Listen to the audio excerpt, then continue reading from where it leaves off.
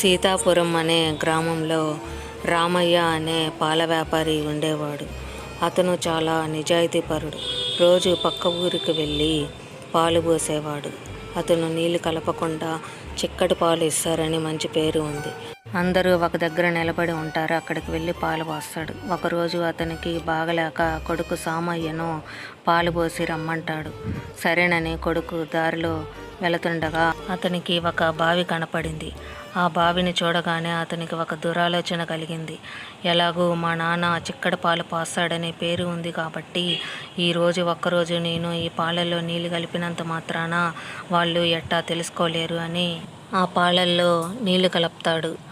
ఆహా, మా నాన్నకన్నా ఈరోజు నేను ఎక్కువ డబ్బులు సంపాదిస్తానని సంతోషంతో వాళ్ళందరికీ పాలు పోసి తిరిగి వస్తుండగా అతనికి దారిలో దాహం వేసి బావి దగ్గర ఆగి నీళ్లు తాగసాగాడు.